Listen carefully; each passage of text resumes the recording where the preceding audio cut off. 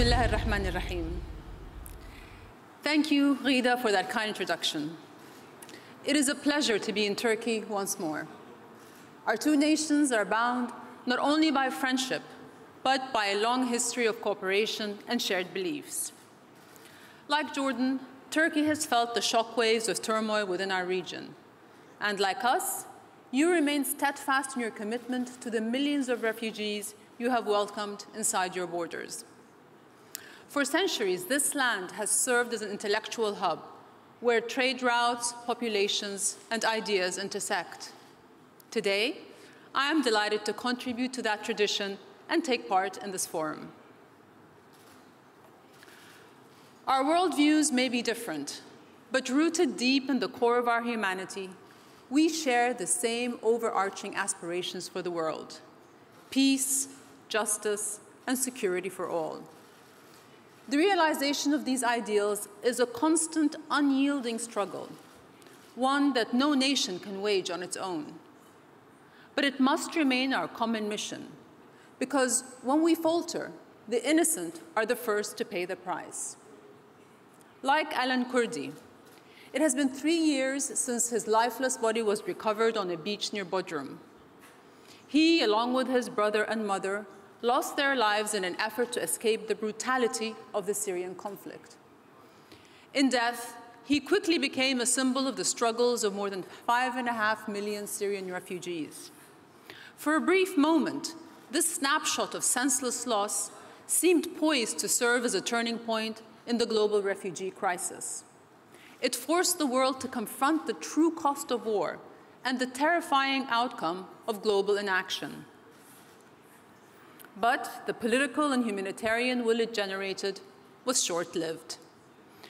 Almost as suddenly as it had appeared, concern for the refugee crisis once again receded, a casualty of the ebb and flow of human compassion.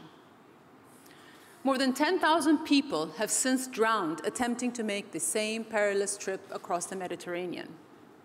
Instead of serving as a call to action, their deaths have been tuned out or treated as background noise.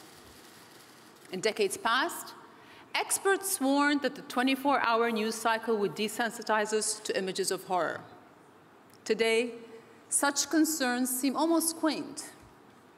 Footage of human misery is now inescapable, streaming constantly through our screens and flooding our social media feeds. We have grown accustomed to news of the displaced dying at sea, to images of bloody children pulled from rubble, to gutted homes and entire neighborhoods reduced to debris. Every day, we are bombarded with evidence of suffering, until images that once felt painfully familiar gradually stop being painful. The names and faces blur, and the mosaic of misery is distorted into static. One of the key facets of human nature is the universal impulse to help those in need. On the individual level, this reflex to lend a helping hand is very effective. But in the face of mass atrocities, too often, we fail to move decisively. Our hearts break when we hear the story of a mother forced to bury her child, a family targeted for their religious beliefs, or a village being purposely burned to the ground.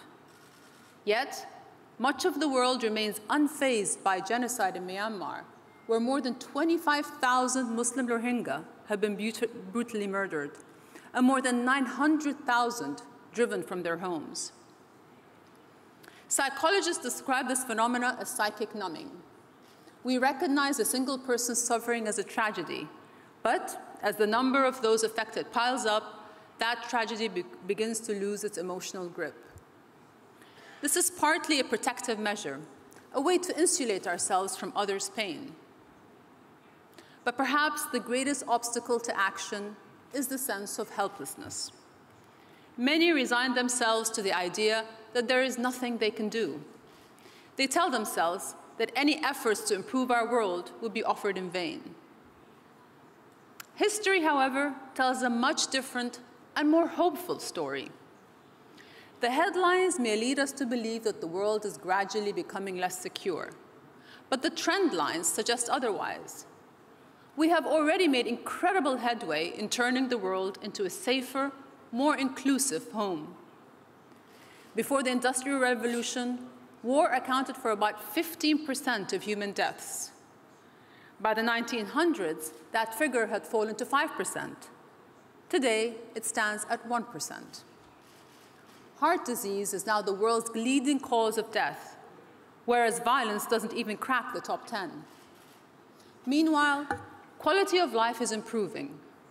Since 1990, nearly 1.1 billion people have escaped extreme poverty. More people have access to clean water, electricity, and medical care than ever before. And we are better educated, achieving an unprecedented global literacy rate of over 85%. We refused to accept the status quo, and so we succeeded in changing it. Time and again, we have proven that progress is possible. Humankind has already made exceptional strides, and the momentum is on our side. So why stop here? After all, there are many challenges we have yet to overcome.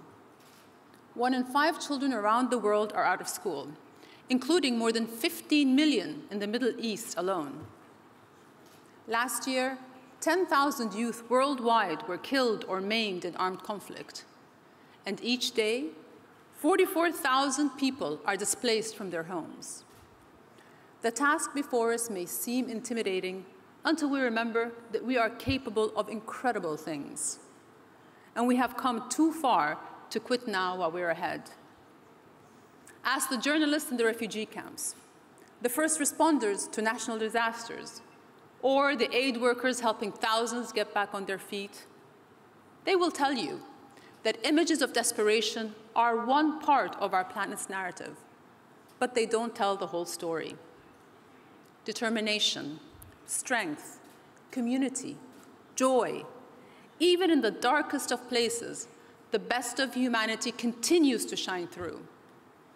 Among the heartache, there is so much life left to cherish. Now is no time to disengage. Instead of despairing for all that we have lost, we must fight for the innocence we have left to protect. Mourn the dead, then redouble our efforts toward the living. It was Martin Luther King Jr. who said, "We must accept finite disappointment, but never lose infinite hope." Our challenge today and every day is to confront the harshest realities of our world without losing sight of our ideals, and to remain steadfast in our refusal to accept the unacceptable. Thank you all very much.